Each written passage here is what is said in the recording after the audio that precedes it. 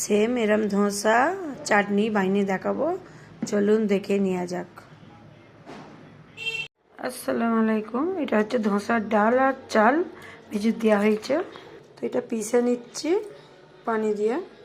এই যে পিষা হয়ে গেছে, ধোসার ডাল পিষা হয়ে গেছে। তো এখানে নিয়েছি ছোলার ডাল ভাজা, রসুন, ধনেপাতা আর নারকেল, এইগুলো পিষে নেব।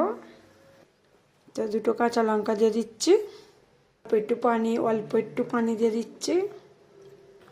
চাটনিটা পিষা হয়ে গেছে। চাটনিটা ফোড়ন দেওয়ার লেগে এই যে সাদা তেল দিয়েছি, দুটো শুকনো লঙ্কা দিয়ে দিচ্ছি, কিছু কড়ি পাতা দিয়ে দিচ্ছি, কালো সর্ষে দিয়ে দিচ্ছি। তো ফোড়নটা দিয়ে দিচ্ছি, অল্প একটু নুন দিয়ে দিচ্ছি, নেড়ে চেড়ে দিচ্ছি একটু। এটা খেতে হেভি টেস্টিং লাগবে ধোসা দিয়ে। তো ধোসার পিসাটায় নুন দিয়ে দিচ্ছি।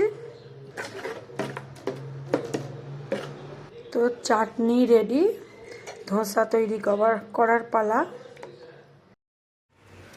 ধোসা তৈরি করার পালা। তেল, সাদা তেল আর ঘি মিশিয়ে দেওয়া হচ্ছে। তো এই যে দেখুন ধোসা পারফেক্ট রেডি। এটা চাটনি।